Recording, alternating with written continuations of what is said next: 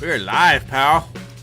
Hey, we're live, pal. Welcome, everyone, to another edition of the A-Side Live Chat on MMAfighting.com. I am, of course, your host, José Youngs. It's a slow week because there's no UFC for the first time since, I don't know, the millennia turned. So, no media day. So we'll bring you your content anyway. But joining us this week, it's his re-debut on the A-Side Live Chat. The last time he was on, Casey Leydon wasn't even a regular yet. It was still the old style of A-Side where I was reading the questions off of a screen and you guys wouldn't get to see it. It was back in the dark eras where, I don't know, my live stream would crash every other day and people would make fun of me in the comment section for my audio difficulties or everything freezing, and the world seemed against me.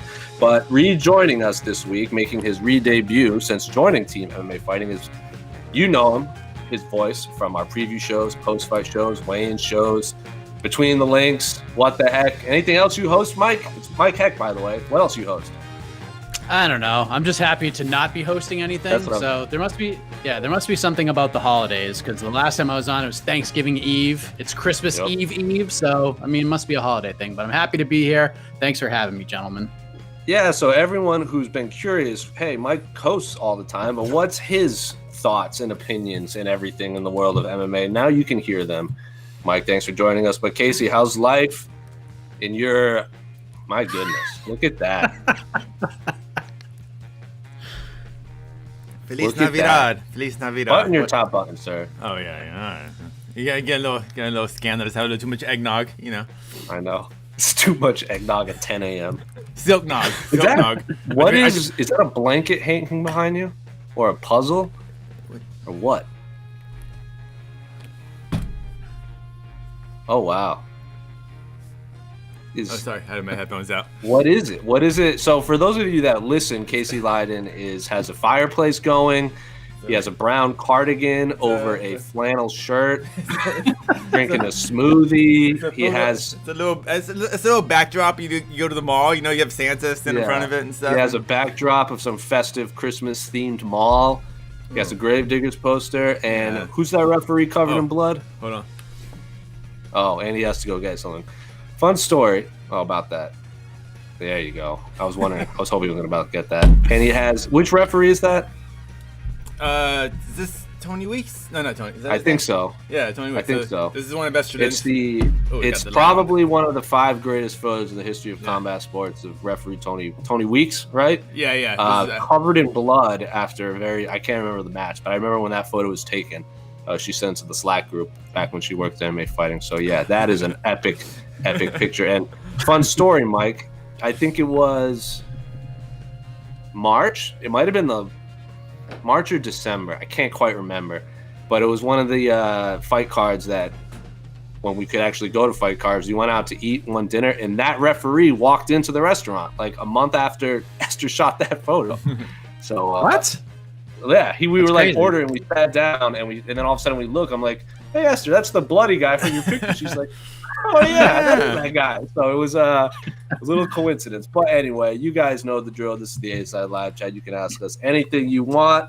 I am here in Arizona, where the pandemic has hit a massive spike. I'm staying here for Christmas.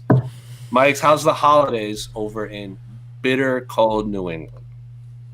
Snowy. We got like 2 feet of snow last week, so that's fun. But then it's going to be in the 50s the next couple of days. So now there's flood watches everywhere here in Massachusetts because all the snow is going to melt. So, but I'm excited. That sounds like a classic New England winter.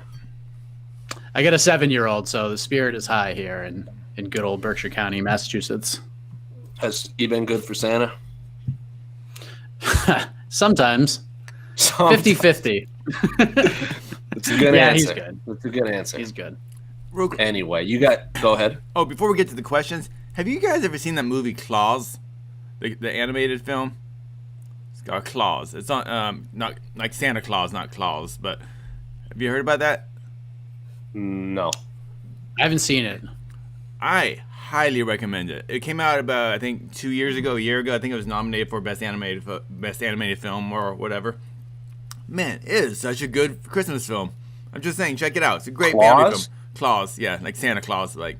Yeah. Yeah, it's on Netflix, and yeah, I just saw it last night, and like, it is just a terrific animated family Christmas film. I don't watch a lot of Christmas films. Not that I have anything against it. It's never been my thing. But yeah, I'll give it a shot. I like you know what? Me neither. But I felt like watching a Christmas film last night, and I got a good recommendation from it, and it came through. Oh, here. Hey, wait, hold on. Got someone say hi. Yeah. Yes. Look at that. Special guests everywhere. So, which one is this? This is Fezzik. Fezzik? Is she the one that sits on me?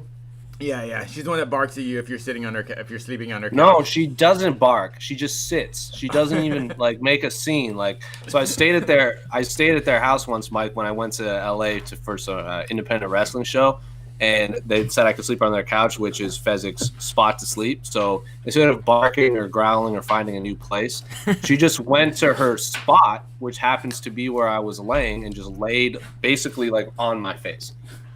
She goes, "This is my spot. I don't care if you're there. I'm sitting here." So that's that dog, and we've been bonded ever since. Anyway, you guys know the drill. You can ask any question you want in the YouTube comments, on Twitter, on the site. I have a feeling my computer is going to shut down at any moment for whatever reason. So, yeah, let's do it. You know what? First thing, we're going to go to a big old question. Lots of questions in this one. My goodness. From T. Gordet 1982, is this the Tristan Gordet that blows up our comments every single show? Probably. What's up, Tristan? 2, MMA fighting. And he gave us 3 questions. Number 1, looks like Chandler and Hooker have verbally agreed to fight at UFC 257. Who you got? Now, keep in mind what Hooker did to get 2 other fighters that are 5'8" in height, Pearson and Miller. Number 2, on an episode of On to the Next One, Heck and A.K. Lee suggested Ige's next fight be against Burgos. It was then reported by Mike Heck back in November that'll be Burgos versus Dawadu at UFC 257. Well, it now makes sense for the UFC to hold Ige versus Hall onto that card as well. Add Ige versus Hall onto that card as well. Number 3, with Manel Kape's UFC debut versus Pantoja being in the works of getting rebooked sometime in February, how much do you think his entrance at flyweight bolsters the division even more as a whole? So a lot to unpack from Mr. Tristan Gordet. So we'll start with number 1.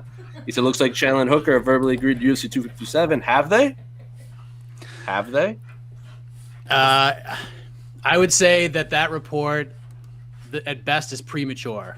That's all I'll say at the moment. It's not done. It's hasn't been signed. I'm sure Hooker would be very excited to get that fight. From everything that I've heard, and I know Damon Martin has heard this as well, that is not wholly accurate. So I wouldn't get too excited about that one just yet. I wish that fight happened, but there's a lot of fights for Chandler I like. The Chandler versus Gaethje fight, I think, would be the one that most people want to see. Maybe the winner of that fights the winner of Poirier and McGregor for the vacant lightweight title, depending on how Dana's meeting with Khabib goes. But if Gaethje wants to wait and fight the winner of Poirier versus McGregor at a later date, and Chandler fights Hooker, I think that's the next best thing. And of course, the theme of all of this is Charles Oliveira's once again the forgotten man. Well, who you got? I don't know, man. That's a tough fight. Hooker does really well against fighters that are much smaller than him. But Chandler is one of the toughest individuals I've ever seen in my entire life. So toss up in my mind. It's a good fight. Oh no, it's excellent. It's a great fight. But honestly, Chandler against anyone in the top 5, 10. I mean, that's just we just want to see it. We just want to see Chandler. Yeah. I'm kind of over this whole like Chandler this, Chandler that. Like, you know, I mean, I felt like it's just, how long has this been going for now? Like, what's the time? Like, what's the holdup? Are they still? What are they? Is it money? What's the holdup? Like, I thought the contracts were already. For Chandler, so he cut weight. He cuts a lot of weight. It's like the weight cut's not easy for him, and since he cut in November or October, whatever the fight was as the backup for Khabib Gaethje, he didn't want a quick turnaround in December to recut. So he said January would be fine. So he pretty much weighed in as the backup and didn't want to turn around right away. But I guess is the hold up on is the hold up the date or the opponent? I think it's the opponent, or yeah. they're waiting for the meeting with Khabib. Because if Khabib doesn't retire, maybe that throws a big wrench into the lightweight picture. But if he does retire and there's now vacant, that probably opens up a lot more possibilities. Kind of a mini tournament. If he doesn't retire again, Yes. Yeah.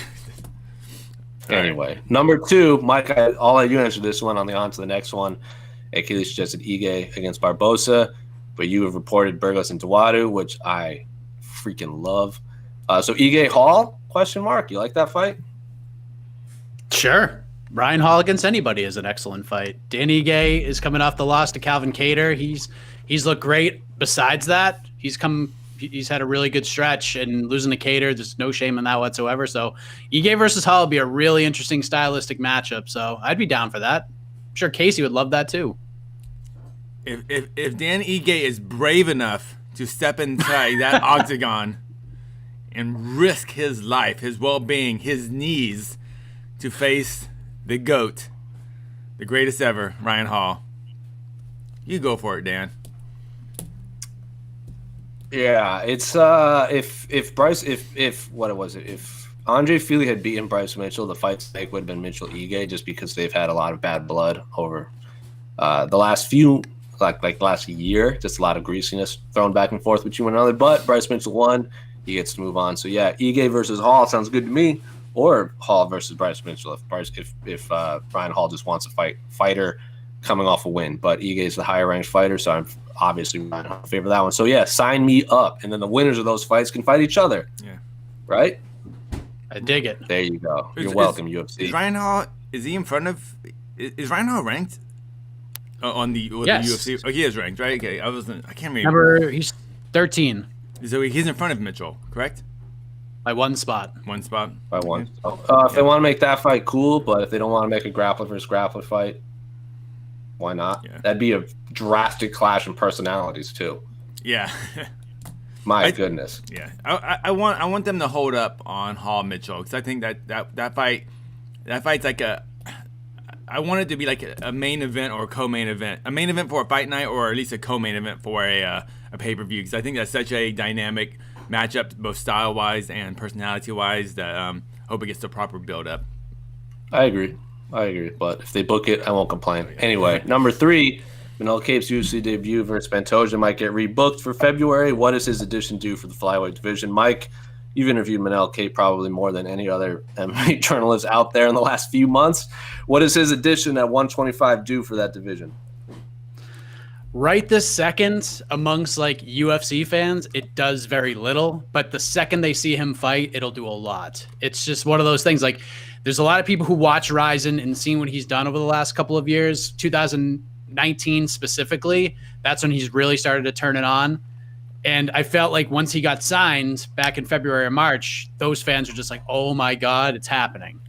But then they slotted him in as as the backup fighter for the main event between Figueiredo and Moreno at UFC 256. And people were like, huh? Who's this guy? They had no idea. But once they see this man fight and show that killer instinct, I think he's going to be a welcome addition to the division. I think people are going to be really excited to see him moving forward. I think he's like, as soon as you see him fight, you're just going to be like, holy cow, this guy is legit. Not saying Pantoja is a guy that is a walkover or anything like that, but Kape's kind of a killer. And I think people are going to be excited to see his future once they actually see that transpire. Casey, I know you're a huge Manel Kape fan, and you're probably more excited than anybody to see this man make his UFC debut. Oh, absolutely. I'm really worried about it's a year. He's gonna have over a year layoff. That's because last time he fought was New Year's Eve in Japan last year. So man, like, yeah, I'm just bummed. How was Manel Kape? How did you ask him about just the layoff, Mike? What did he say about that? Like, I mean, that has to stress him out, you know. It's the longest of his career. So he's just hanging out and trying to get better, but he's of that mindset, just like, listen, everything happens for a reason. If my time hasn't come yet, it will, and it's okay. Cool. So he's way more cool about it than I thought he was going to be. I thought he was going to be like beside himself and antsy about it. I feel like I'm more stressed out than he is.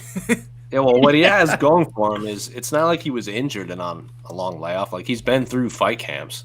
So he's been in fight shape, at least, like, you know, he's not like Rob Font, where he had to sit and then make rehab his martial art. He was still in fight camp. But I think what sucks is, remember when I was at UFC 256, I asked Dana White about Manel Kape, and he was like, yeah, fighter stepping up is great. It was clearly Dana White had absolutely no idea what Manel Kape was, which is unfortunate because he got the Michael Chandler treatment pretty much outside of all of the promo videos of him working out.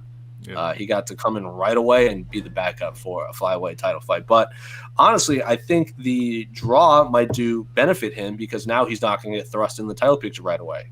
We still have to do the rematch, and then if Manel Kape does what Manel Kape does, and then gets one more fight in and does what Manel Kape does, back-to-back fights, and he gets that title fight, people are going to be more excited. He's not getting rushed into a title fight. Anyway. I agree. Thank you for the 3 questions, Tristan. I hope we answered all of them. Yeah, break them up next time, man. Jeez, it's like. All right, I'm gonna go to the YouTubers. Oh, I lost my question. Where'd it go? Here we go. Sandy Pham, another long-time commenter. What is up with the whole thing about Dana saying Rose doesn't want to fight Weili Zhang? For those of you not seeing this, I'm making the money sign with my fingers. That's probably what the holdup is. So yes, for those of you who aren't aware, UFC President Dana White said Rose doesn't want to fight Zhang Weili, the UFC strawweight champion. So he's looking to book Weili versus Carla Esparza, and then have Rose matched up with Yan Xiaonan, who is another Chinese fighter that has been on an absolute tear.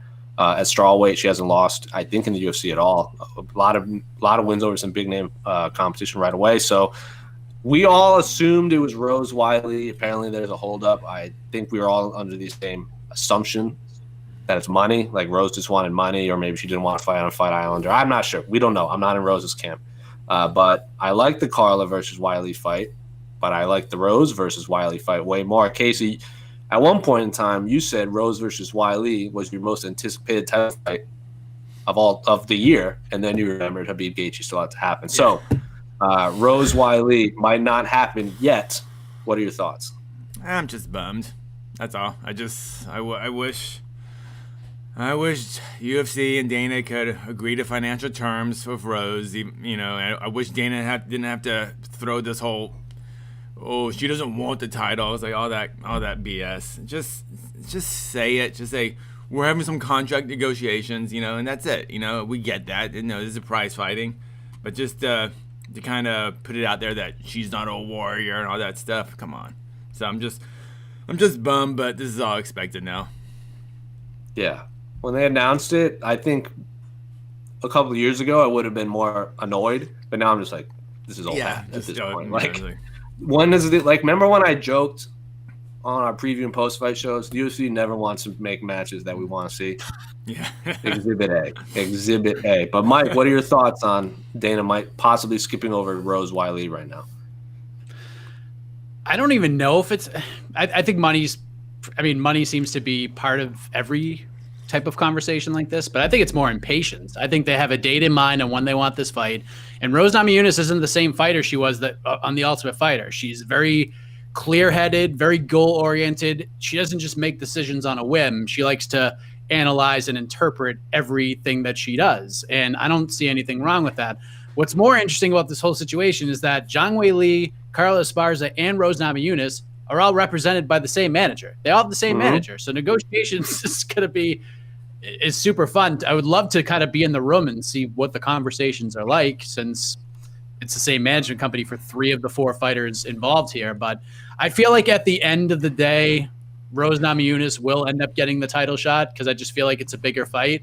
I'm not defaming Carla Esparza here, because I think that she's done enough to earn an opportunity at this point, especially after everything going on. I still think Carla needs one more win. I would like to see her fight Ioana and Jacek. I think that's a rematch that I kind of want to see again in 2020. The first fight was a beating, but I feel if Carla, for her to get back there and actually like officially earn that shot, I think if she beats Ioana, it's a no-brainer. It's no doubt kind of a situation, and people can move on from this. Well, she's only lucky because one extra judge gave her a round and won her the fight.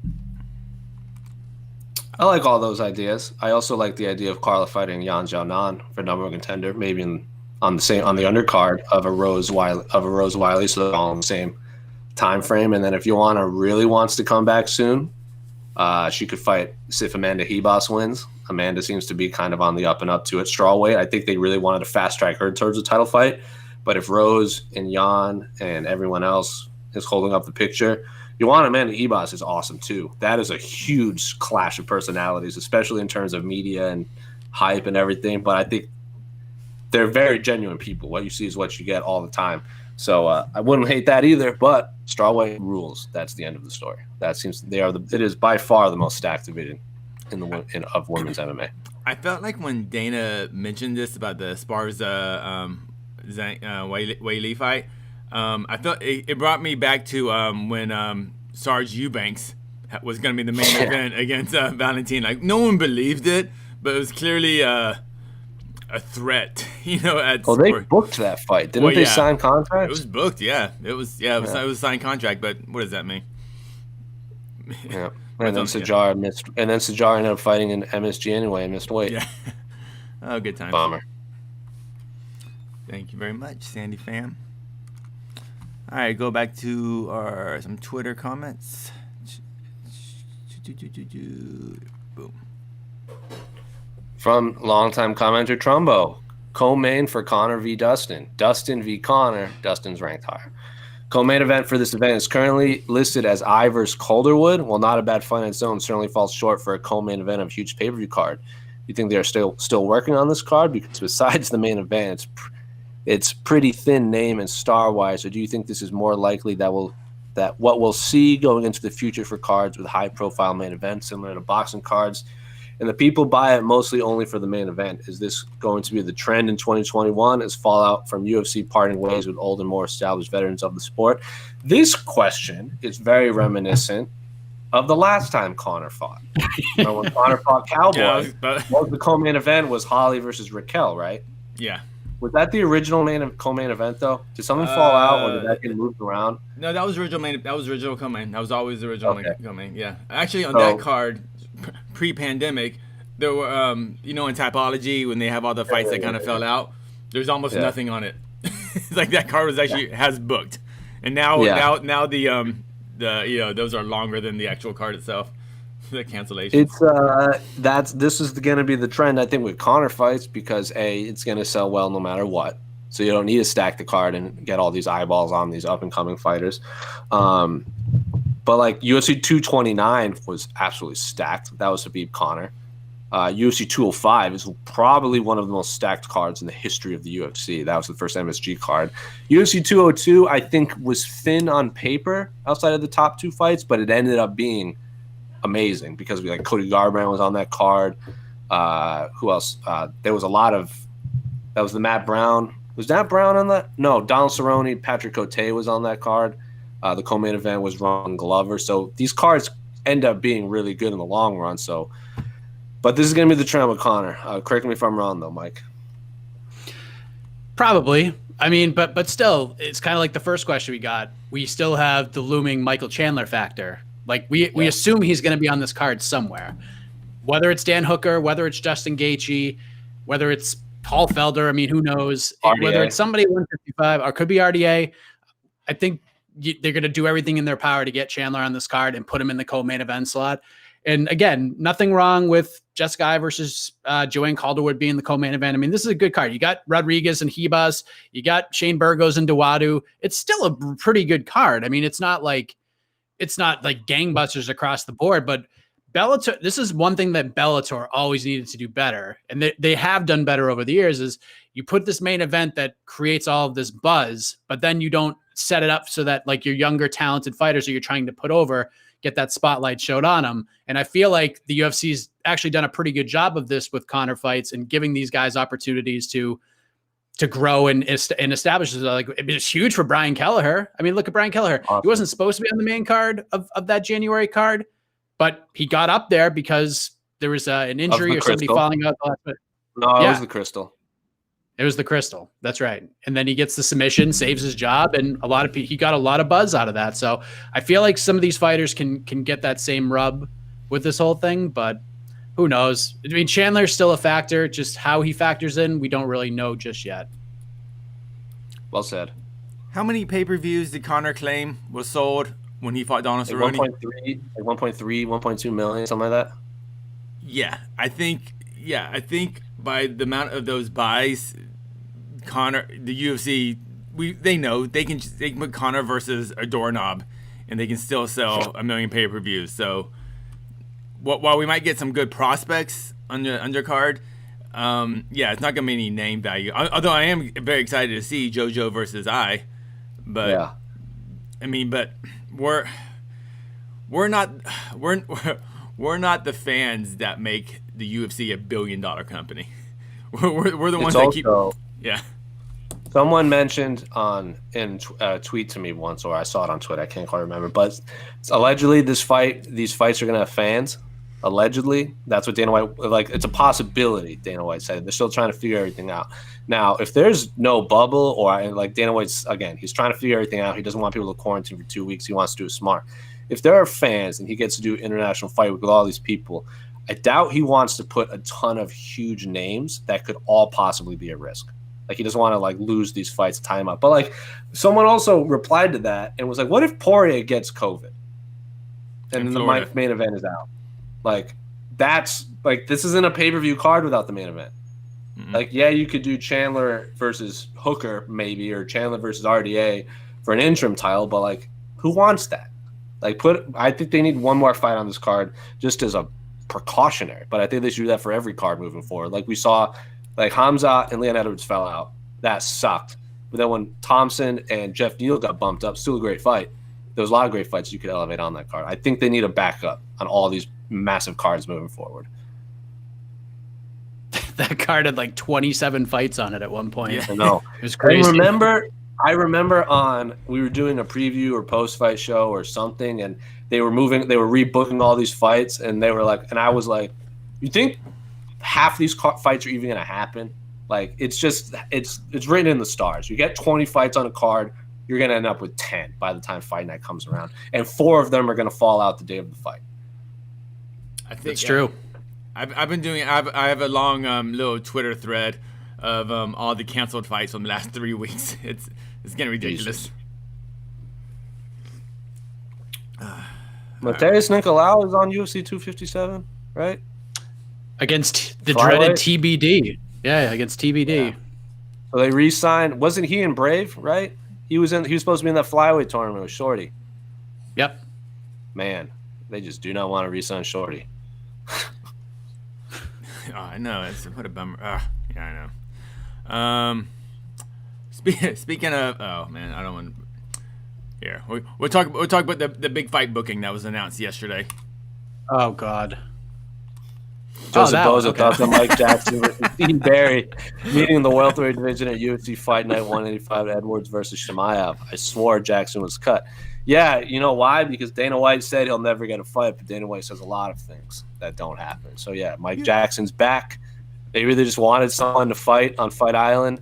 Mike Jackson, fellow MMA media member, who was the only one of only 2. Mike, were you on the site for UFC 247 yet? That was John Jones and Perez? I was not there for that one, no. So for that one, that was like one of the last few that was the last non-Vegas card in the United States before the pandemic really happens for a pay-per-view. And in the post-fight press conference, while we were killing time, I was walking around interviewing media members on how they scored the main event. And Mike Jackson, I think, had it 4 rounds to 1, John Jones. And I was like, what in the world? Where'd you get that score from? And then he was the only one. So, yeah, fellow MMA media member. Maybe he wants to go cover Fight Island. So, but, yeah, he's back. What do you think of the return of the truth, Mike Jackson, Mike Heck? Why not? I dig it. I Sure. mean, listen, let's call this for what it is. There is a lot of excitement surrounding an electric guy, unbelievable kickboxer. The dude is legit. And when he got signed to the UFC, I was like, wow, like this is a Bellator type of signing. Like they're jumping on this guy quick so that Bellator doesn't pick him up. And I totally understood why, because this guy is really good. Owen Roddy is a striking coach. I mean, the guy has so much potential. It's unbelievable. But we have to showcase that. You can't put him in there with Tyron Woodley right now, or anybody at 55. So this one's going to be at 70. I think it's a good test for him. And Mike is what it is. Like he gets an opportunity, and what's he going to do? Say no? Of course he's going to get it. Yeah. When I found out about this fight yesterday, I was told by a source, I was actually texted, Dean Barry's fighting Mike Jackson on January 20th. I'm like, Mike the Truth Jackson? And he said yes. And I was like, wow, this is unbelievable. So here we are. This is 2021. Good opportunity. MMA, and you can't sleep on anybody. And Mike Jackson has been in this game, whether covering it or actually competing in some form of combat sports for quite some time now. So why not? Interesting. It's got people talking, that's for sure. Yeah, people are, I don't want to say excited, but at least they know him. He's clearly one, he's more popular than fighters that are ranked. If people remember him. More popular than Dean Barry. Sure. More popular than Dean Barry. Mike Jackson is the A side on that fight. Let's talk about that. Yeah, you're not wrong. He fought at, was it 225 or 230? That was the last or one, 238.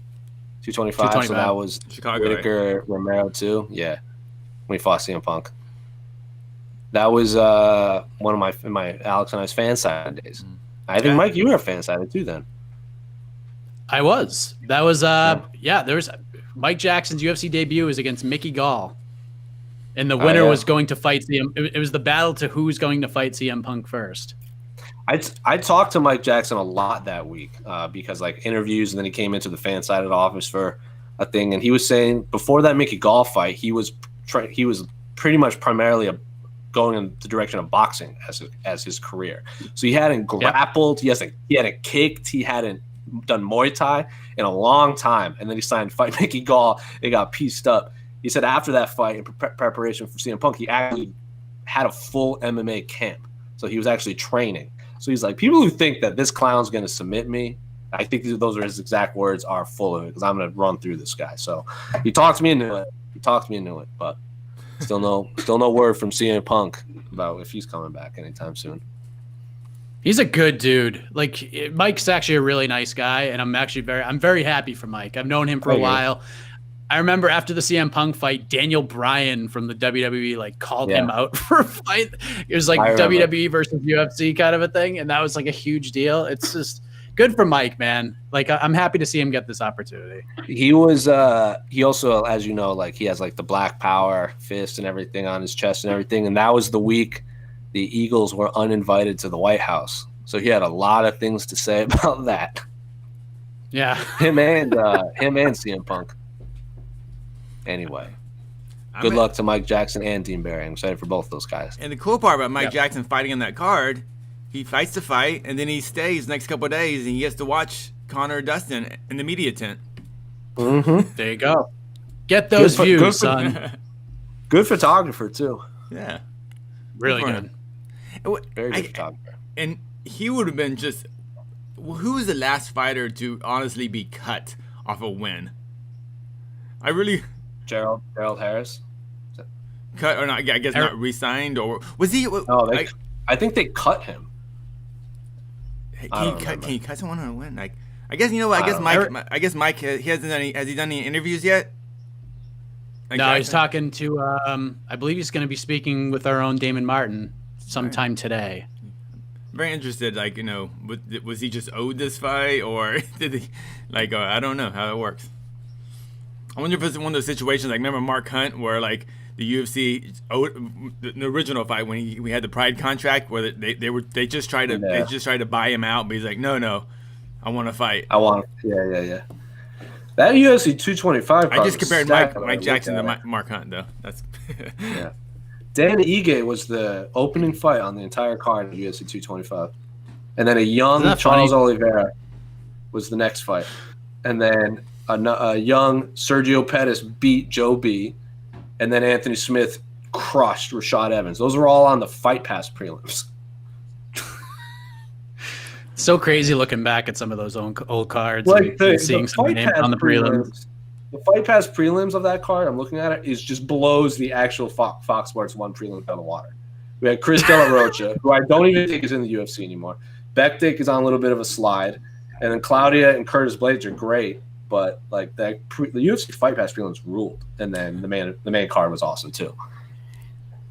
Anyway, thank you for the question, Joseph Bozer. Maybe this is the other fight that was announced yesterday.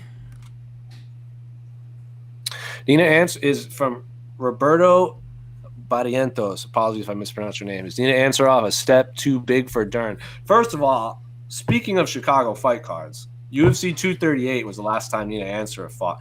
What if I told you that Nina Ansaroff would lose on that card, have a baby, and return before Tatiana Suarez, who also fought on that card? That is just an absolute bummer. I know our own Alex Avis is like the president of the Tatiana Suarez fan club. The fact that we're having all these conversations about the women's strawweight title and she can't be involved right now because of her neck is an absolute bummer, because I thought she'd be champion by now. But you can't mess around with an injured neck. But Casey, I'll start with you. Is Nina Ansaroff a step too big for Mackenzie Dern, who's coming off the win over Jandiroba and has been pretty active in 2020? I think people don't realize. No, this feels right. And if I'm Mackenzie Dern, this is it sounds mean, but this is a good opportunity to fight Ansaroff. She has the big layoff. She made a baby, and so there's a lot going on in her life. So will this Nina Ansaroff be the same one a year ago? Just real quick, someone in the YouTube comments says Ansaroff versus Dern for the baddest mother. Just the baddest mother. I like it. I like that. That's funny. Would this be the highest ranking mom fight? Yeah. It's got to be. It's up there. Yeah. Probably. Have any moms been UFC champions yet? No, there's been no mom champ. Michelle Watterson wanted to be the first mom champ. Okay. So, Kat Zingano almost, obviously. Fought for the title, but lost. Yeah. So we've had moms fight for the title, but no mom has won the title. Okay. Interesting. No. Lauren Murphy's, of course, close too, but she hasn't got that fight yet. No, this fight. No, so in terms of high ranked fight, like what about Andrea Lee and Lauren Murphy when they fought? They're both moms. They're both high ranked. They were on that Houston card. You're right. Yeah. But neither was in the top 5 at the time. Yeah. Right. Yeah. So Ansaroff and Dern are outside the top 5 too. But just a big mom fight. Yeah, baddest moms. But back to the actual question.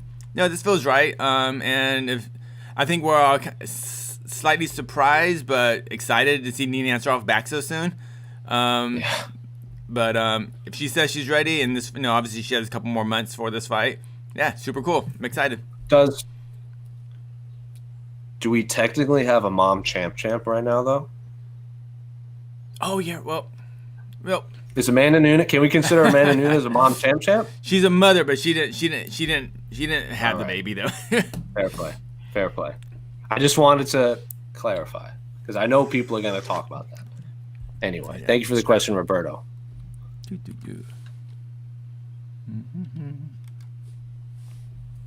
From Daniel Pompilio on Twitter, did Jose Aldo show everyone how to get around the sponsorship ban with that sticker?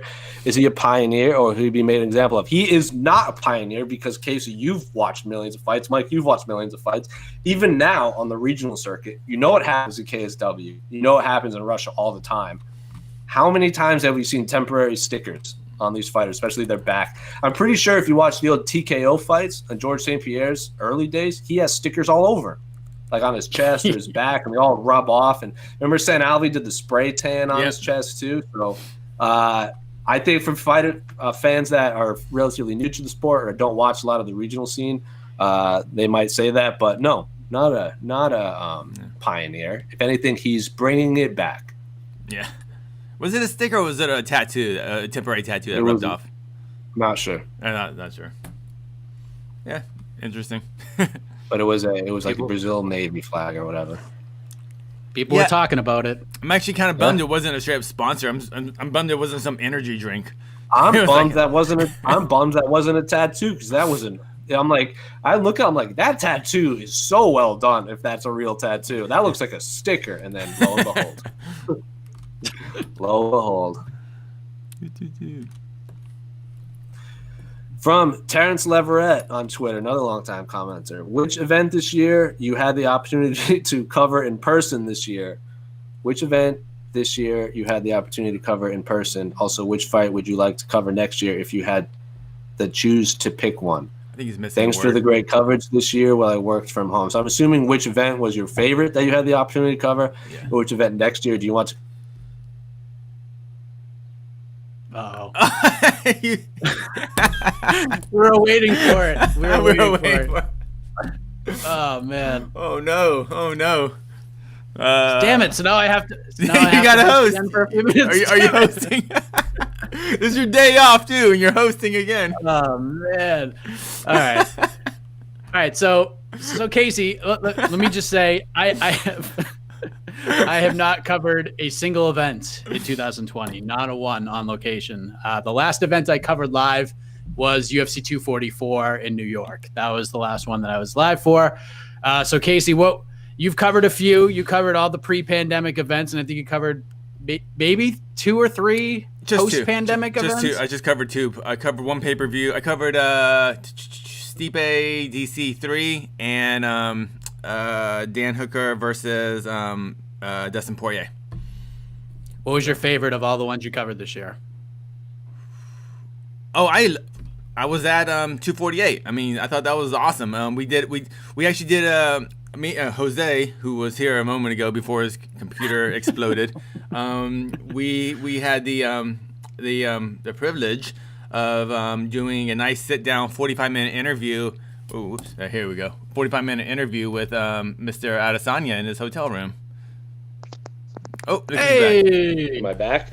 You're back. So, for those, I probably sound a lot worse too, because for those that aren't part of the MMA fighting team, we get our work computers that are forced to update at certain times. And mine decided it needed to update right now. My whole computer just turned off.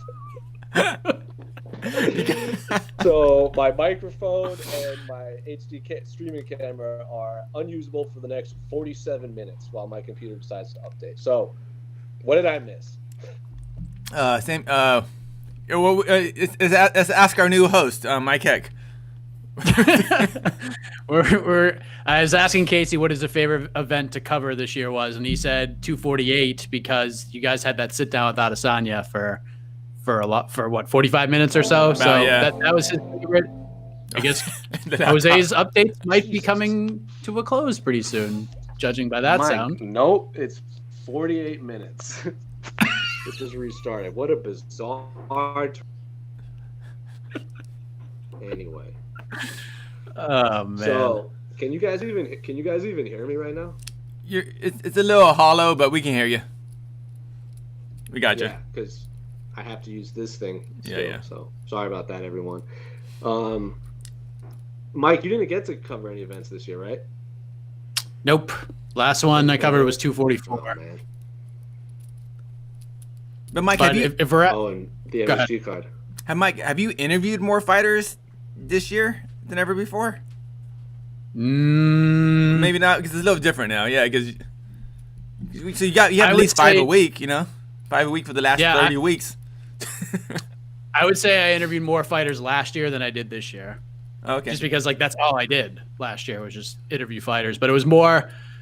I mean, I was interviewing regional fighters, amateurs, pros, all different promotions. So I would say quantity was more than quality last year. I don't know if that's fair, but I definitely interviewed more fighters last year. But it is funny that a good chunk of those fighters got into the UFC this year, so it was kind of good to set the table in that way. That's always fun. Yeah. Yeah.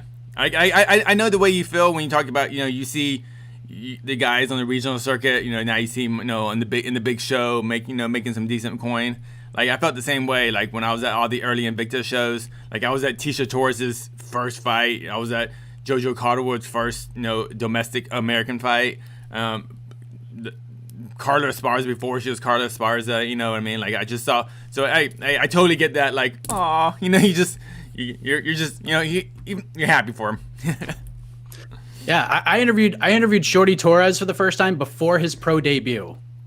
Wow. Before it was crazy. And then to see him get to the UFC, that's one of the ones that stuck out to me, because I remembered he was fighting for Titan FC at the time, and their PR rep was like, "You got to interview this guy. I know he's got no pro fights, but interview this guy. I'm telling you, you're going to be blown away by him." And I was like, all right. And then I interviewed him, and I was like, "You were right. Blew me away indeed." I remember when Mike and I worked at Fanside. I'm pretty sure we were one of the ones that broke Shorty's signing with the UFC because he got that last-minute fight in Utica, which I went to because we had plans to shoot some sort of embedded style thing like you did with Alima in Hawaii. Casey, the fight was like 11, 12 days notice, and he was bulking up to fight at 145 and then had to cut down to 125, so he just physically was not up to it when we got there. But that was the worst I've ever seen him in terms of his because he's obviously a really good talker. It was hard to get like 3 words out of him because it looked like he was about to pass out at every point of the day. Oh, weight cutting. Anyway, that was a fight between two of the more underrated talkers in the sport. Like Shorty's obviously great. Jared Brooks is excellent too, and that's another guy who should probably be back at the UFC, but is not. It's just it's crazy. The Monkey God. Yes. Is that his name? Yeah. Yep. But to answer Mr. Terrence Leverett's question. Because I 249 probably the first Jacksonville pay-per-view. The Tony Gaethje one, because that was the first pandemic card, and that fight ruled, and I sat octagon side for it, so just the sounds, I'll never forget the sounds of that fight, being like 10 feet away from it. And when Justin Gaethje he got the worst low blow I've ever heard. But only because there was no one there, so it just echoed. And the cries of agony from a low blow, I'll never forget. I hate covering. Covering pandemic fights. What kind of like how with all the protocols. It's a good experience, but overall it sucks compared to a normal fight week. Would you say so? You know what else sucks? Spending 5 weeks in Abu Dhabi. That was a grind by the way. Oh, dude, I was worried about everyone's like mental health there. You know, you guys, the staff, just Oscar and I were talking about this when I was up in Las Vegas last. Like by week 4, we would see each other, be like, "Hey, one more week to go. And then by the time the fight week came around, we were all back into it. But like you go through that. Yeah. It's like fun, it's interesting, and then by like the middle of week 3, you just know the routine and there's nothing to do. And then once the Khabib fight came around, it was awesome. The Adesanya Costa fight week was a lot of fun though, mostly because I got that interview with the City Kickboxing guys. That where they just seemed to have fun. Izzy, it seemed all hat for them, but the fact that like Kai, Riddell, and Shane got the shine too. Like they were excited for the interview, and then Blood Diamond, and then Carlos Ulberg, who's now in the UFC. Yep, Ulberg. I interviewed him 5 weeks before his Contender Series fight, and during the thing he goes, "I'm just ready right now if they need a Contender Series guy." So yeah, that was probably my favorite of the Abu Dhabi fight weeks. Cool. Thank you much. Did we answer everything? Oh no, what was the second part of the question? Which one do you want to cover next year? If it's a pandemic card, I will cover it because that's my job. But it's they're just not fun to cover. Everything's at a distance. Protocols. It's just once you do it, once you go to Abu Dhabi 2 times, you got it. What are you looking forward to, Jose? Any event in general? I'm looking. How about the first event where fans are gonna be back? That's gonna be just weird. Yeah. I think that whenever that happens. Year, we were talking about, like, Oscar and I were talking about that too. We're still gonna be nervous. First time. Like we're still like we were talking, like, say the fans are allowed back in and it's a normal fight week, but you're still only allowed, like, they want, because right now each media outlet is pretty much only allowed one person backstage and then one person that was at Octagon side. So like if there was an event in Boston or if there was an event in like Ohio or something like that, like either me or Casey or Alex would probably go, and then like Mike or Damon would sit Octagon side and then the other one would be in the back doing the interviews. I still don't know if I would want to sit in an arena with fans everywhere just yet. Oh, it's gonna. Yeah, I don't expect it to happen late 2021, if that. When actually the whatever local governments or can deem it safe enough to have an actual arena where everyone can just breathe on each other. What a weird dystopian statement, but that I'm saying now that makes sense. But a year ago, like what? But yeah. What about you, Mike? What are you excited to cover next year, if possible? I've never covered a Conor card yet. So really? That would be one. Yeah, that would be one I'd like to see in person, because I haven't been there for a Conor fight yet. I'm super curious how a pandemic Conor card will go. That is interesting. Because Casey has covered a million of them. I've covered all of them except for 229 because I had just joined fighting, so I hadn't, like you guys had your routine. It was like 229 was my first pay-per-view with fighting, so I was still the new person, so I didn't get to go. And then I didn't do his doubling card because I couldn't afford to pay for myself to go to that one. But the media turnout is insane, and some media that don't cover MMA are so rude. And they just think they can push in front of you and knock over everything, start asking questions before everyone's ready. It's very much like boxing media. Casey, you've covered boxing. Yeah. Boxing media and MMA media are night and day in terms of just manners. But Casey, you've been to events now where like they have name tags everywhere. You each get your own mic. There's no pushing. You don't have to get there super early to get a good spot. I am very curious if that continues with a Conor card. During a pandemic, I mean, with the current protocols, I mean, I would think they have to. Yeah. I mean, I agree. I mean, Esther, she just came back from San Antonio and she worked on the Canelo fight, the Canelo card, in San Antonio, and so which would normally be, it's not the same. It's not the same as Conor hype, but it's up there, you know, especially with international media. And oh yeah, she was just like, no, but it's, pandemic protocols override everything, you know. I mean, it can get a little crowded and a little rude, you know, people going, hey, I should be over there, I need to get closer, but for the most part, it's pandemic protocols rule everything before the status of the fight, how big it is. So, but yeah, I would love, but to see Conor in an empty arena walk out with no fans and just to hear his music playing just for people in the arena. I mean, for the 30 people in the whatever, the fight dome, whatever, fight hanger. I don't know what they call it thing. Yeah, that I wouldn't mind covering that fight though, just to have that experience, because I was at UFC Dublin, the Conor fight where he fought Diego Brandao, and even though I was at all the other big Conor pay-per-views, that by far was the best one as far as just like the crowd, the intensity. And at that point, Conor was still Conor. Conor was a hero. There was no, you know, bus incident. There was no allegations. There was no brawls. It was just Conor on his rise. So everything was rosy then. So and that was just a magical night for Irish MMA in general. Absolutely. Because they all won. They all won big too. Yep. Man, what a card. Cool. Four Corners Sports NY on Twitter. What are your thoughts of the 3 cards for Fight Island that Dana announced, and which card, as well as which main event, are you most looking forward to and why? I think we just answered this in the last question. I think we're all at least fascinated by the idea of Conor fighting on a pandemic card. The other main event is Khamzat or Leon Edwards and Khamzat. And then the other main event is Max Holloway, Calvin Kattar. All awesome fights. Calvin Kattar, of course, representing New England over in Abu Dhabi. Max Holloway. I think it's weird that 2 U.S. fighters are fighting in the main event of Fight Island. But whatever. It is what it is. Mike, what are you most looking forward to of the 3 cards?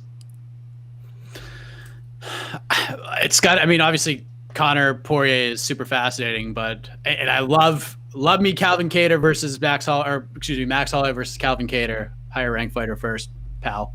Mm-hmm. But Leon Edwards versus Khamzat Chimaev, man. Like I just have to see it. Like we missed out on it December 19th. It is such a fascinating fight, And I am responsible for writing the Breakout Fighter of the Year for MMA fighting. And I got to wax poetically on the winner a little bit. I mean, one of the nominees, because obviously Chimaev's going to be in this conversation. But the fact that he's fighting Leon Edwards in his 4th UFC fight is just so crazy to me. And we're finally going to see it, hopefully on January 20th, headlining that card, sandwiched in between Kattar, Holloway, and McGregor versus Poirier. Man, oh man, I am fired up. That's such a fascinating fight. I cannot wait to see the result of that and where it sends this division moving forward. I agree, because this is going to be make or break for Chimaev, obviously, and Leon Edwards. If Leon Edwards doesn't look great against like an unranked fighter, like, I mean, I might get a little bit of a pass because we just had COVID and he's been off for like more than a year, so give him a little bit of a pass, but it's not going to look great on his resume. Casey, what do you look most looking forward to? I love all 3 of those main events. I really do. I love them all because every single one of those fights have extremely high stakes, and they're not just fights. I mean, like Wonder Boy Neal was a great fight. It's 2 guys who wanted to see punch each other, but the high stakes weren't there outside of the physical beating they were going to get. But this one, yeah, there's so much on the line for Holloway. There's so much on the line for Kattar. So much on the line for every single fighder. And the only thing that can make it better is not necessarily that he deserves it, but I think Conor versus Poirier versus McGregor should be for the vacant 155 title. Not that I think Conor deserves it, but I think that belt is vacated. Khabib retired, so that belt should be vacated, and Dustin Poirier should have the opportunity to fight for that title. So I'm super excited about it. I like the idea of that fight being a number 1 contender fight for a vacant title, or at least like an opening of a tournament, like a the opening of a tournament, or like a part of a tournament. Either way, yeah. Yeah. I just hate the idea. Someone presented the idea of if that's the opening of the tournament, but it's still a title fight, so it's like Bellator where the title is part of, like, follows a fighter through. Don't hate that idea either, because at the end, if Conor wins the tournament, you can't argue he doesn't deserve to be champ, the winner of the tournament. So don't hate it either way, but I'm excited for Conor to get back in there. Excited for Poirier to get back in there, and for the Good Fight Foundation to get a whole bunch of money. More importantly, yay. But taking out any title stuff, I do feel like I am a sucker. I did fall for it, but like I am into Chimaev versus Edwards. I hate that booking, but I love the chaos of it and the chaos that it can create, in terms of rankings. And all of a sudden, an unranked guy is now number 3, and a guy who was ranked number 3, maybe he's not even top 10. I don't know. Not what I mean. Like, you just like is Leon Edwards even any good? I'm sorry? Has anyone had a faster rise? Cody Garbrandt's the only one I could think of. He fought Dominic Cruz after like a year. Not. Oh well. How long? No. Before fighting Cruz. I would say within the UFC, this could be the fastest rise outside of Anderson Silva. Within the UFC, not counting outside. Because Anderson Silva was. And Anderson was Anderson still. Yeah, that's the problem. It doesn't really count. Yeah, because I was a huge mark for Anderson in Pride, and when he joined the UFC, I wanted him to fight Rich Franklin right away. Pretty much. He needed to leave and fight, but it ended up working out because he looked so well. So he performed so well, it just made that fight bigger, which is great. But yeah, I don't know. I can't think of anyone that's gotten this fast of a treatment. Like when Eddie Alvarez came to the UFC, if he would have just dusted Cowboy in his first fight, I'm sure his next fight would have been for the title. But obviously he lost that fight. 100%. But as far as coming into the UFC completely unknown, like being just a regional fighter, I can't think of a fighter coming up the ladder. He was faster. the last minute replacement. And a last minute replacement. Yeah. You know who is also a last minute replacement? That's now one of the all time greats. Valentina Shevchenko. Yep. She came on 2 weeks notice. Kaufman. Yeah, dude. So Cody was 5-0 when he fought for the title. Okay. He debuted in January of 2015, and he fought Dominic Cruz in December of 2016. When you say debut, you mean UFC debut or MMA debut? UFC debut. Oh, UFC debut. Okay. So he was 5-0. He fought Marcus Brimage in his first UFC fight. You know who else? If Brandon Royval beat Brandon Moreno, he could have been the answer to this question. I agree. So Cool. Thank you for your question. I like that question.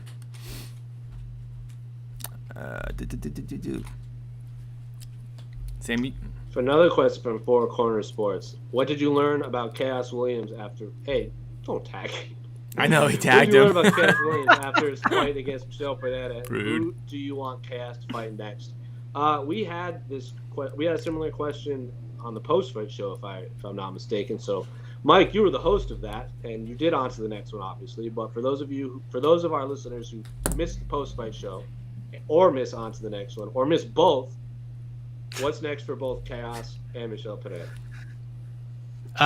To kind of address the first question, I think we learned that Chaos can fight beyond 30 seconds, because I think that was a big question that people had heading into that fight. A lot of people also felt that Chaos Williams won that fight. So it is what it is. I don't think he lost a lot of steam. We kind of had these extreme expectations when we're talking about, as soon as Chaos and Peder was booked, we were just like, oh my God, this is really happening. And we just had these high expectations, and it just became more of a technical fight. So I don't think we learned a whole lot more from that fight. I think we learned outside that he could fight for 30 seconds. As far as what I'd like to see next for Chaos, I'd like to see him, and this is solely depending on the recovery of this man, I want to see Chaos fight Brian Barberena and just let those two throw hams and have some fun in there. He's a veteran. He's been in the UFC for a long time. He's been a part of some crazy fights in his career. I'd like to see him match up against a guy that is so super durable and can take a big shot and see how he plays out. Pejeda, I mean, there's a lot of options for him right now. I'd like to see him get a step up, someone like inside the top 20, but give Chaos a veteran who's willing to scrap, and then Pejeda, let's see what he can do. Throw him into some deeper waters and see what happens. Casey, what say you? What did I learn about them? Actually, I learned that Chaos is actually a better fighter than. They're kind of. Actually, I didn't learn too much. I think they're both very talented fighters, and the fight was super close. It was one of those fights, because it was so competitive. It kind of made it, boring. It didn't make it the crazy fight of the year that we thought it was going to be, because it was competitive, because these guys are actually good fighters, and because they respected the other guy across the cage from them, because they didn't want to get knocked out, so they both had to fight smart. So actually, I even though it wasn't the fight of the year that we thought it was going to be, or fight of the night, I thought we learned that they were actually just smart, well-rounded fighters, actually. For Chaos, though, next... Yeah, I think what Mike said, just a vet. I like that. I would love Robbie Lawler to fight either of these guys, either one. I think you can go wrong with either way. Why not Michelle Pereira? I'd like to see him fight Nicholas Dalby or Tim Means, because they're both coming off wins, like big wins in their career, and they're both veterans who have seen everything. And then Chaos Williams, I want to fight Daniel Rodriguez, just because that's super violent. I agree. I think both of these guys, it's really hard to, it's kind of hard to mess with matchmaking of these guys, to be honest. I agree. Yeah. Also, because I like the Tim Means fight. I like Tim Means a lot too.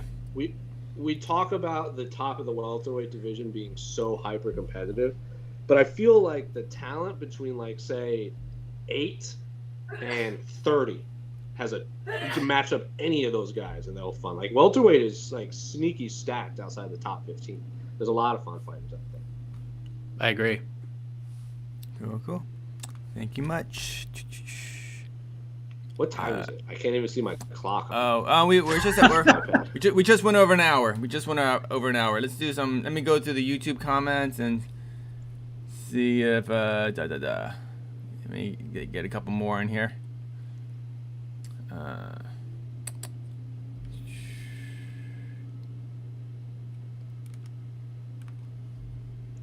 From Anid Saranga, apologies if I mispronounced your name. Do you guys think if Charles is able to equal Khabib's winning streak, he'll entice Khabib to come back? I think it's a tough question. I think Mike is... Khabib...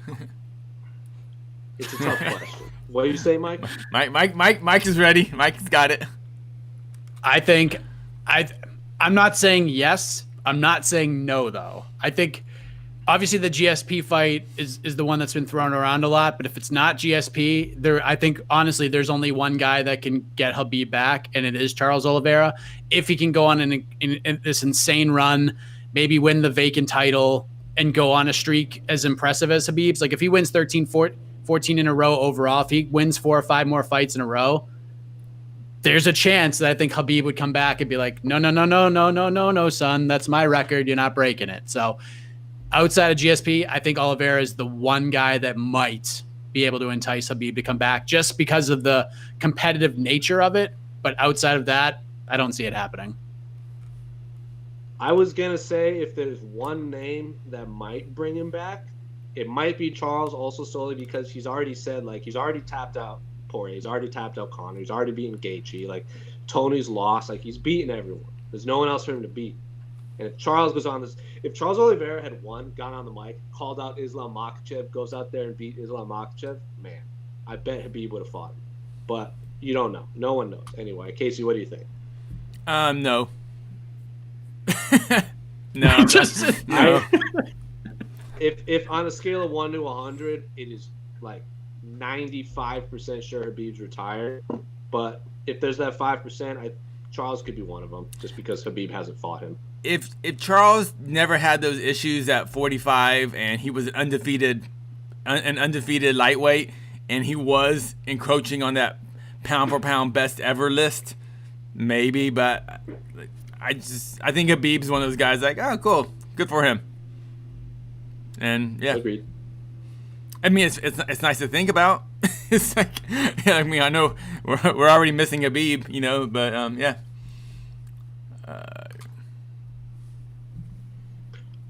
From Mereld Clegg, where does Greg Hardy go from here? Outside the top 20 in terms of a next opponent. I don't know. Like they're not going to cut him. Like he's. If you don't want, like, I know a lot of our followers aren't, like, they don't follow, like, American sports, but Greg Hardy is a name, like, that people recognize, good and bad. Like, they either remember him from being the football player or they remember him from the awful headlines that he was involved in during his NFL career. So they're not cutting him, but he obviously needs a drastic step down in competition in terms of talent. Mike, what do you say? There's 2 ways you go with this. One, you throw him to, like, a guy like a Parker Porter, something in that realm, because I think the UFC kind of sees something in Parker Porter, but they also see something in Greg. It's a step back, it's a fun fight, and Parker's going to get right in his face and throw bombs. And then the other option is you give him a guy like a Tanner Bozer, who's like on the cusp of taking that next step towards the top 15, who's coming off a loss to Andrei Arlovsky, that's looking to get back against a recognizable name. So I anywhere like in between those guys is fine too, but yeah, we're not throwing them into a top 15 or a top 20 matchup. It's either you take a giant step back or you take a partial step back. There's just no in between. You can make arguments for both, but I'd like to see Greg take a giant step back and just see what he has. Like if Parker's a tough dude. Like if Parker Porter can get to the second round with Greg Hardy, that's an interesting fight to me. And Tanner Bozer would be all over a matchup like that. So something like that. Give him a step back for sure, though. Casey, what say you? I love Greg Hardy versus Tanner Bozer. Bozer? Am I saying it right? Yeah. Yep. I think the UFC likes Tanner Bozer. He fights for much cheaper than Greg Hardy does. I think Greg Hardy is, for his ranking, for how good he is, how good his potential is, I think he is very expensive. And I know the UFC paid him a lot of money at the beginning because I know Dana thought Greg Hardy was going to be this top 5, title contender eventually. Man, but what I saw, was that 2 weeks ago or last? Was that this? When was that fight? Week. Last week. Yeah, sorry, we have so many cards. Last week. Yeah, it was so long ago now. that was one of the, honestly, yeah, I get Greg Hardy can kick my ass, man, but in terms of UFC heavyweights, that was a very, very, very bad performance. The way he just you look great one round, cool, but you still didn't drop Tybura, you 10-8 him, you won the round, but man, to see someone's gas tank just that much, and then when it goes to the ground, even worse. If that was not Greg Hardy, you're not going, oh, I want to see that guy fight again. Just no way. So I think Greg Hardy's next fight, we talk about crossroads fights. Holy crap, he has to win the next fight. I think it's so important because all his like weird little losses, they're like illegal knees. What was that one? Didn't he get DQ'd once? Asthma. Well, he had asthma. He was DQ'd for the illegal knee. And then it was a no contest because he used the inhaler. Yeah, and then even all his wins were kind of they all seem weird. Just like Juan was it Juan Adams? Yeah. Just like grabbing his leg. It was just yeah, and that was just like okay. So we finally got the Greg Hardy. Like, he just lost bad. So whatever his next fight is, man, if he loses that next fight, I just don't understand the UFC paying what he is. Paying the amount he gets to keep him around. So I think it's such an important fight for him. Who do you think wins a long distance race between Shane Carwin and Greg Hardy? Long distance, talking 80 yards? With like 240s in a row? Who runs 5 miles? Who runs a 5K? Who wins a 5K between Greg Hardy and Shane Carwin? In 5K, like in a row? Like he's like... Oh, man. A 5K race, a fun run for charity. Yeah, see, that's tough. That's a good question. Shane Carwin will win an MMA fight 10 out of 10 times. But man, those I was trying to when I was watching that fight, I'm like, I feel like there's a heavyweight out there that I've seen this before. And it's Shane Carwin when he fought Brock Lesnar and he was just dead after the first round. But as much as I want to see Greg Hardy versus Tanner Bozer, I think that's a really bad fight for Hardy. Because I think all Hardy has, especially in that first round, he'll have speed. And guys like Bozer, I don't necessarily know how much faster he'll be than Bozer. And Bozer, I mean, you know what you're gonna get from Greg Hardy. Survive that first round, and then use your mixed martial arts, your full skill set, and beat him in the second round. But yeah, if I'm Greg Hardy, I try to find a big, slow heavyweight.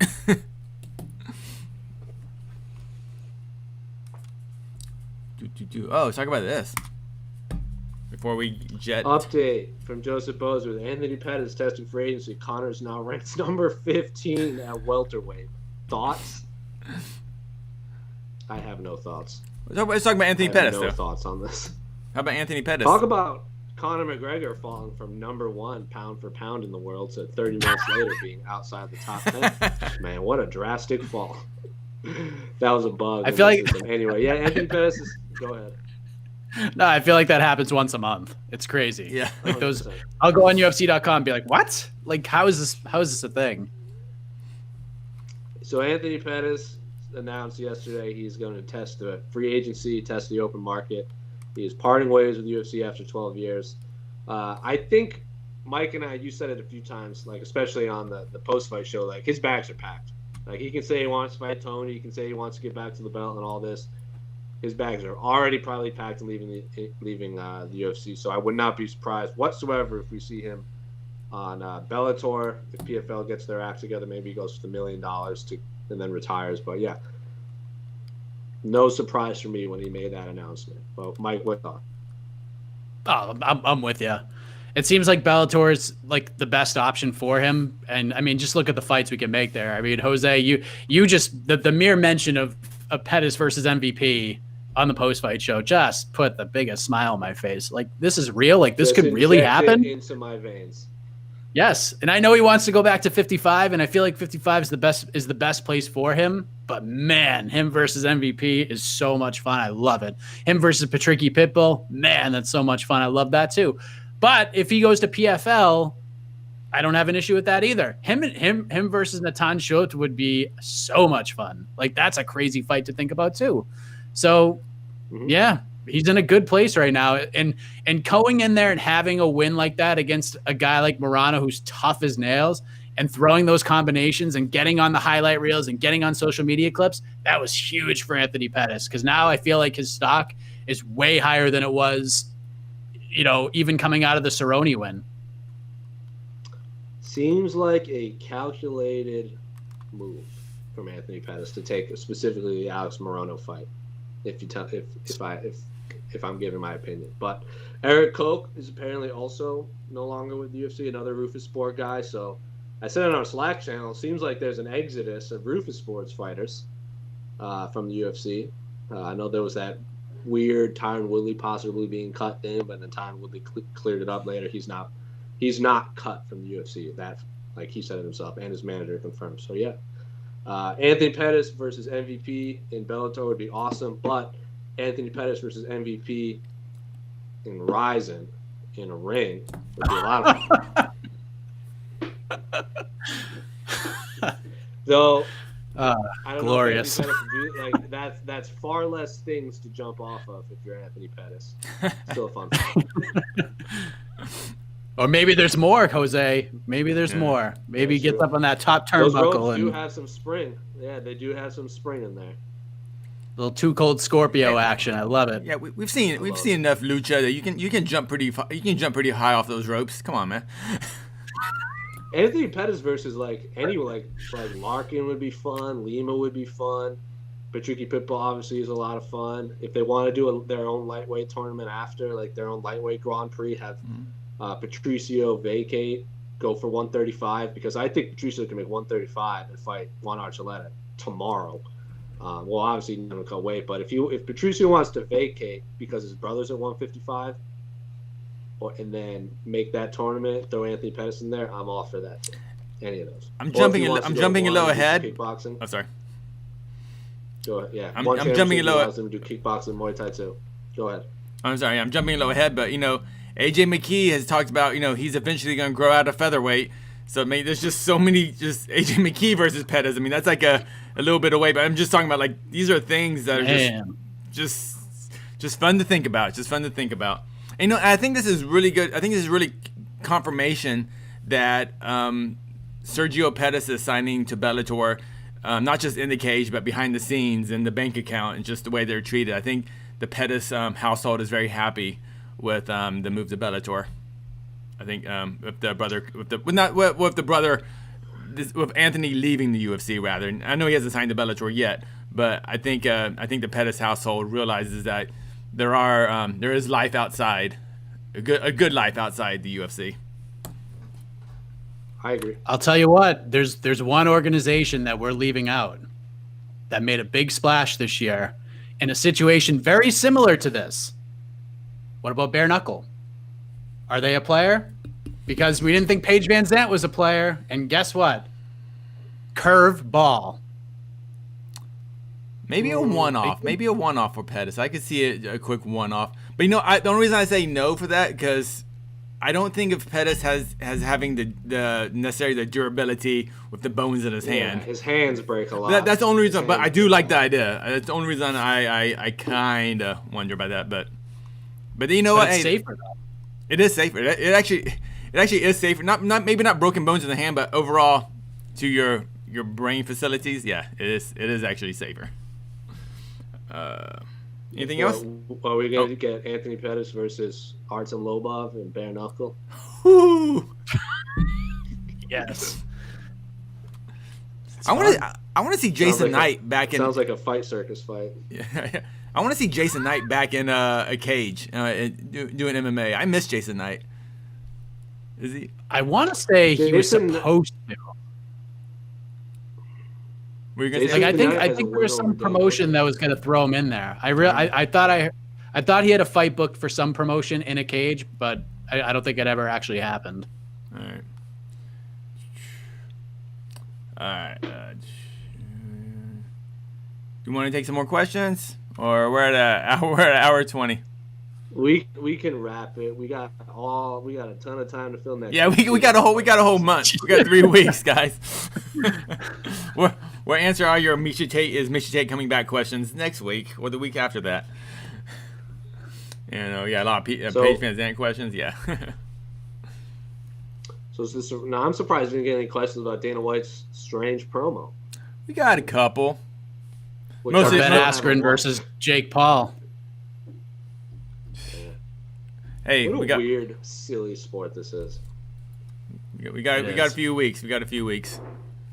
Anyway, I'm José Youngs. That's Casey. That's Mike. I'm sorry for the audio things. You can blame Vox, and they're forcing me to update in the middle of a live stream. But anyway, that's Casey, producer extraordinaire. You can find Mike. Go listen between the links where him, Akin, and Jay Mashu break down their picks for the end of the year awards. And then Thursday, tomorrow, he'll be back with What the Heck. You can find out. I'm sure he's tweeted or will tweet the lineup soon. You can find all his work there. You find this stuff along with all of the MMA fighting stuff on Spotify, Stitcher, YouTube, Apple Podcasts, Google Podcasts, all that. But until next Wednesday, Merry Christmas, everyone.